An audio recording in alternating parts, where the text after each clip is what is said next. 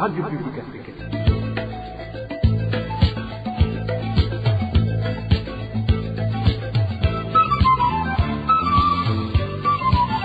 Radio Publique Africaine.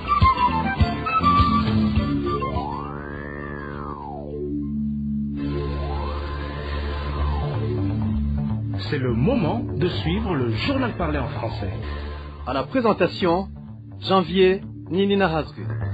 Merci d'être à l'écoute de la radio publique africaine et bienvenue chers auditeurs au journal parlé en langue française ce dimanche 30 novembre l'an 2025. Comme principaux titres, quoique le pouvoir CNDD-FDD a enterré l'accord d'Arusha, cet accord avait pourtant permis le partage du pouvoir sans exclusion ethnique, déplore Alphonse Rugambarara qui a participé dans les négociations de cet accord. L'arcé génocide de Chirimoso s'insurge contre le mauvais traitement envers les déplacés du site de Ruhororo infligé par les Imbonerakure du parti au pouvoir. Enfin, les habitants de Rugombo en commune Chibitoke alertent sur le manque criant d'eau potable dans leurs ménages. Restez à l'écoute, le développement des titres c'est dans quelques instants. Encore une fois, bienvenue, page politique d'abord, le partage du pouvoir sur base des quotas ethniques pour qu'il n'y ait pas des Burundais qui soient exclus dans leur propre pays prend ses origines dans l'accord d'Arusha. Alphonse Rugambarara, politicien burundais qui a participé aux négociations qui ont abouti à la signature de l'accord d'Arusha, a indiqué à la RPA qu'ils ont insisté sur les quotas ethniques parce qu'ils allaient servir au partage du pouvoir sans exclusion lors du gouvernement d'Adrien Sibomana et de l'avènement du pouvoir de Melchior Ndadaye. C'est après que le comité pour l'élimination de la discrimination raciale avait indiqué dernièrement à Genève que certains Burundais sont jusqu'à présent exclus à cause de leur appartenance ethnique. Suivez Alphonse Rugambarara. Les 60-40 de l'accord d'Arusha viennent de l'orientation que le Frodebo avait fait de son premier gouvernement. D'ailleurs, dans les négociations que nous avons tenues après la crise de 93, le premier gouvernement qui a été instauré a tenu compte des 60-40, les 60 étant tenus par les forces de changement démocratique et les 40 étant au niveau de la coalition des partis politiques de l'opposition. On a évité à cette époque-là de dire 60-40 Hutu-Tutsi. La suite au niveau de l'accord d'Arusha, les 60-40 sont revenus. Mais nous avons eu des difficultés parce que le G7 qui a été formé par la Fondation Nyerere et le gouvernement tanzanien a voulu que la question ethnique soit inscrite dans la Constitution en déterminant que le Burundi était formé de Bahutu, Batutsi, Batwa. Certains y sont opposés et je m'y suis opposé personnellement. Mais on a trouvé un compromis en disant que si nous acceptons ces quotas dits ethniques, il faudrait que ces quotas ne soient pas pérennisés. Parce que nous avons à mettre en place un processus de réconciliation pour que on éduque les Barundi à la citoyenneté Murundi. Que la justice transitionnelle fasse son travail, puisque l'orientation ethnique est beaucoup plus motivée par tous les problèmes de génocide, de crimes contre l'humanité, contre les différentes communautés. Et si nous arrivons justement à un bon processus de réconciliation, que ces quotas et ces identifications ethniques soient enlevés. Et dans l'accord d'Arusha, le processus est là, un processus de cohabitation pacifique et puis de réconciliation. Et au bout de 10 ans, il devait y avoir une analyse de la population par rapport au processus de réconciliation pour que ces quotas soient levés. Pour Alphonse Rugambarara, l'exclusion de certains Burundais qui s'est manifestée surtout avec la crise politique de 2015 est consécutive à la décision du pouvoir CNDD-FDD de mettre dans les tiroirs l'accord d'Arusha. Encore une fois, Alphonse Rugambarara. À partir de 2015, où l'ethnisation de la société burundaise s'est aggravée et s'aggrave encore plus aujourd'hui lorsque vous voyez les enseignements divisionnistes, les quotas qui ne sont plus respectés puisque l'accord d'Arusha a été mis dans le tiroir. Nous voyons tout ça que vraiment l'ethnisation est à son comble. Il serait donc temps que les différents leaders politiques se repenchent sur la question et interpellent le gouvernement du Burundi. À Genève, le gouvernement a été interpellé pour répondre au moins positivement par rapport à la réconciliation, au processus de réconciliation, à l'unité nationale, à la citoyenneté Murundi tout entière. Le dialogue national serait le bienvenu pour changer ce que nous avons mis de côté. La poursuite de l'ethnisation de la population au Burundi est un crime que même le CNDD-FDD devra regretter. C'était Alphonse Rugambarara qui a participé dans les négociations qui ont abouti à la signature de l'accord d'Arusha. Au moment où la RPA est revenue ces derniers jours sur les difficultés que rencontrent les déplacés, à l'exemple du site de Ruhororo, où les Imbonerakure font la pluie et le beau temps, le député Martin Niterete, chargé de la commission permanente des droits de l'homme à l'Assemblée nationale, indique qu'il ne comprend pas la raison d'être des sites de déplacés. Pour ce député, ils devront retourner chez eux. Terence Mouchano, vice-président de l'AC Génocide de Chirimoso, rappelle quant à lui à ce député que ces déplacés sont parmi les personnes qu'il représente et qu'il devrait cesser de les narguer. Suivez Terence Mouchano. Il devrait se rappeler que parmi les personnes qu'il représente au Parlement, même les déplacés antérieurs font partie de la population burundaise qu'il représente. Au lieu de les narguer, de ne pas les comprendre, il devrait se rappeler que parmi la population burundaise qu'il représente, les déplacés antérieurs font partie de cette population du peuple burundais. C'est lui qui devrait comprendre qu'ils sont à protéger parce qu'ils sont profondément blessés pour avoir perdu le leur, parce qu'ils ont peur aussi du risque d'être assassinés comme le leur. C'était Terence Mouchano, vice-président de l'AC Génocide de Chirimoso. Au moment où le monde est encore dans les 16 jours dédiés à la campagne de lutte contre les violences faites aux femmes, ce vendredi 29 novembre a été célébrée la journée internationale de la femme défenseur des droits humains. Le mouvement Inamahoro s'est joint à toutes les femmes défenseurs des droits humains pour saluer et mettre en lumière leurs actions réalisées avec amour et engagement en faveur de la population. Suivez à ce propos Marie-Louise Ebarichako, présidente du mouvement Inamahoro. Nous saisissons l'opportunité de cette journée pour célébrer la bravoure, la détermination et l'engagement indéfectible de toutes les femmes défenseurs des droits humains. Chères femmes défenseurs des droits humains, chères sœurs de lutte, dans ce combat que nous menons collectivement à travers le monde, réunis au sein de notre agenda Femmes, Paix et Sécurité, vous êtes le cœur battant de la paix, de la sécurité et de la justice pour tous, ainsi que de l'égalité dans le monde. Dans votre engagement au quotidien, vous faites preuve d'un courage extraordinaire, souvent au péril de votre propre sécurité, pour dénoncer les injustices, les inégalités et les discriminations de tout genre. Votre détermination face à l'adversité, aux menaces et aux tentatives de réduction au silence est une source d'inspiration pour plus d'un.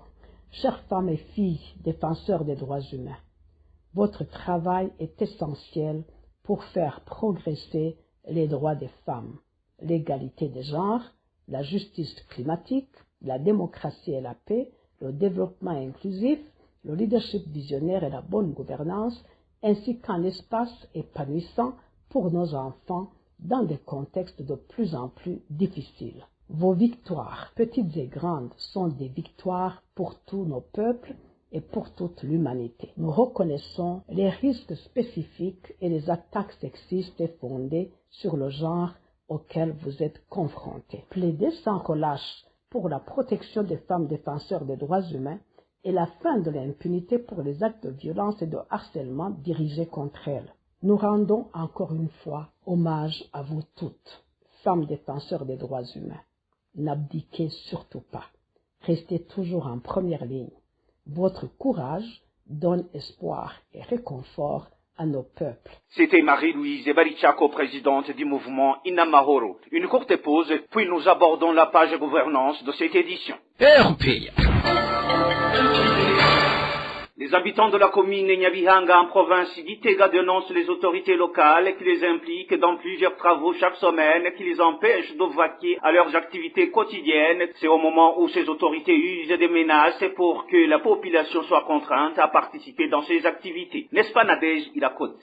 Certains habitants de la commune de Nyabihanga, en province de Gitega, qui se sont entretenus avec la RPA, disent qu'ils sont vraiment fatigués par des travaux incessants que les autorités locales et les responsables du parti CNDD-FDD les obligent de faire. L'un de ces habitants explique qu'il y a 3 jours chaque semaine qui sont consacrés à ces travaux qui consistent à apprendre l'idéologie du parti CNDD-FDD, à tracer les courbes de niveau, à cultiver les terrains appartenant à la commune ou encore au parti CNDD-FDD, sans oublier la journée dédiée à la prière à chaque fin du mois. Ici, dans notre commune Nyabihanga, nous sommes très fatigués par les travaux continuels dont les administratifs et les responsables du parti CNDD-FDD nous exigent de faire. Le lundi, c'est le jour consacré à la dispensation de l'idéologie du parti CNDD-FDD. Le jeudi, nous faisons le traçage des courbes à niveau. Le samedi, lors des travaux communautaires, nous allons souvent cultiver les champs appartenant à la zone, à la commune ou au parti CNDD-FDD. Il y a une autre journée consacrée à la prière à la fin de chaque mois.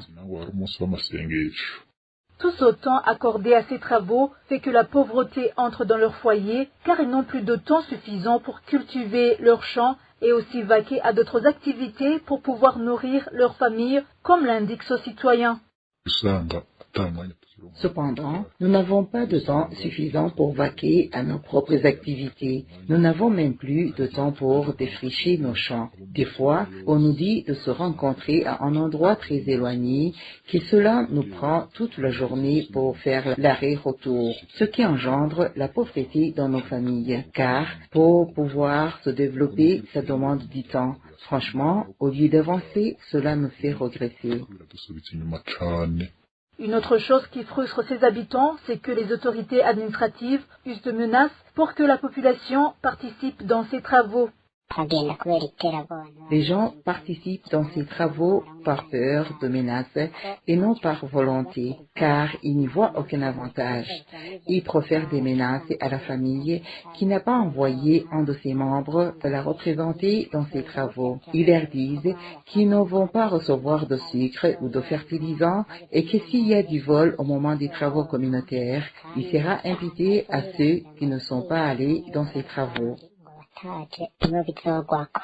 Ces habitants de la commune de Nyabihanga demandent avec insistance aux autorités communales de réduire ces jours consacrés à ces activités, car cela a un impact négatif sur le développement de leur famille, et aussi d'arrêter de proférer des menaces à la population, parce que d'après eux, personne n'a besoin d'être intimidé pour faire des choses qui lui sont avantageuses. Merci Anadej Irakodze. Manque d'eau potable dans les ménages de la zone Rugombo en commune Chibitoke depuis une semaine. Les habitants de cette zone se servent alors de l'eau des rivières et craignent ainsi les maladies liées au manque d'hygiène. Eric Nyonzima nous en dit plus.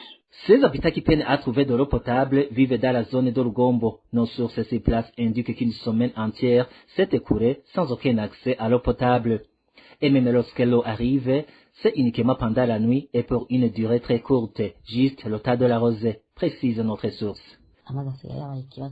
L'eau est devenue un problème sérieux ici dans la zone Rugombo. Une semaine vient de s'écouler sans accès à l'eau potable. Quelquefois, l'eau arrive pendant la nuit, vers minuit, mais elle vient en quantité insuffisante pendant seulement 30 minutes. Notre source ajoute que la plupart des habitants de cette localité utilisent l'eau des rivières, bien qu'ils craignent de contracter diverses maladies liées à l'insalubrité. Pendant la journée, les gens utilisent l'eau des rivières comme Nyakagunda, alors que cette eau des rivières est trop sale. Les gens risquent de contracter des maladies liées à l'insalubrité. La rédaction de la RPA n'a pas pu joindre l'administrateur de la commune de Chibitoke pour recueillir sa réaction. Merci à Eric Nyonzima. Vous suivez toujours la radio publique africaine. La route Kowerongozi qui traverse les provinces Burumuza et Butanyerera est en pleine dégradation et jonchée de nids de poules à plusieurs endroits. Les usagers plaident pour sa réhabilitation après plus de 30 ans sans entretien. C'est un reportage signé Walter Kwizera. Cette route partant de la frontière tanzanienne au poste de Kobero traverse la province de Muyinga avant de rejoindre la commune d'Ongozi. Construite il y a longtemps sous le règne du feu président Jean-Baptiste Bagaza, elle est aujourd'hui dans un état de dégradation avancée. Comme peut le constater tout usager, l'axe est fortement détérioré. une grande partie est jonchée de nids de poules. Bien qu'il s'agisse d'une route goudronnée, nos sources indiquent que la circulation y donne l'impression d'emprunter une piste en terre tant les conducteurs passent leur temps à chercher l'endroit le moins abîmé ou rouler au point d'être régulièrement secoués comme dans une succession de creux. À peine franchi le poste de douane de Kovero et après une courte distance, les nids de poules se multiplient jusqu'à Kinadi, à proximité de l'ancien hôpital. Selon des usagers réguliers, la situation se dégrade encore davantage avant d'atteindre Gasenyi en commune Muyinga où l'axe semble s'être affaissé. L'état devient critique à Mukoni, au carrefour menant vers Karusi où la chaussée n'est plus qu'une suite de trous. Plus loin, la route continue de se détériorer jusqu'à Masanganzira, direction Gashikanwa, ancien siège communal. Ce n'est qu'à l'entrée de la ville d'Ongozi que la route devient praticable et se présente en bon état. Nos sources rappellent que l'ancien ministre des Infrastructures, Dieudonné Dukundane, avait annoncé des travaux de réhabilitation entrepris à l'époque en prévision d'un déplacement du chef de l'État. Mais seuls quelques nids de poules avaient été rebouchés jusqu'à Kinadi avant que les travaux ne soient interrompus. Dans nos prochaines éditions, nous reviendrons sur les nombreuses difficultés rencontrées par les passagers empruntant cet axe. Merci à Walter Cuizé. La dernière page de cette édition, de longues files de passagers en attente de bus sont toujours observées aux différents arrêts de transport en commun de Bujumbura. La pénurie du carburant persiste et se fait sentir chez plusieurs stations-service de la capitale économique. Balthazar Mivuro nous décrit la situation actuelle dans la ville de Bujumbura. Les habitants de la ville économique de Bujumbura affirment que le transport reste un problème à raison de la pénurie de carburant observée dans certaines stations-service. Certains citoyens interrogés par la RPA nous ont indiqué que ce soit aux arrêts de bus et dans les stations-service, les files d'attente sont toujours visibles. Ils expliquent que depuis le début de cette semaine, du lundi jusqu'à ce jeudi, les files de personnes attendant les véhicules étaient très longues. Selon eux, le carburant est très difficile à trouver dans la ville de Bujumbura. Il y a des files d'attente aux arrêts de bus et dans les stations-service depuis ce lundi jusqu'à jeudi. Les files étaient visibles aux arrêts de bus et c'était la même chose dans les stations-service. Le carburant est très difficile à trouver. Notre source indique que, à raison de cette rareté du carburant, certains transporteurs et chauffeurs de taxi continuent d'exiger des tarifs excessifs. Toutefois, ce citoyen précise que marché n'est plus une solution car les véhicules ne manquent plus autant qu'avant. Du côté des taxis, rien n'a changé, mais désormais, marché n'est plus nécessaire car les bus ne mettent plus longtemps avant d'arriver. Cependant, les chauffeurs de taxi continuent de faire payer des tarifs élevés. Ces citoyens demandent au gouvernement d'examiner comment mettre fin à cette pénurie de carburant afin d'éviter que cette situation entraîne une hausse des prix d'autres produits et que le coût puisse ainsi diminuer. Merci à Balthazar Mivuro et c'est par ici, amis chers auditeurs et auditrices, que nous mettons fin à cette édition de la RPA parlée en langue française ce dimanche 30 novembre l'an 2025. Merci pour votre aimable écoute. Merci à toute l'équipe de la rédaction pour la collecte et le traitement de toutes ces infos, sans oublier de remercier l'équipe technique pour sa bonne collaboration. À la présentation, vous étiez avec Janvier Ninina Hazoué. Excellente journée ou soirée dominicale chez vous selon votre emplacement.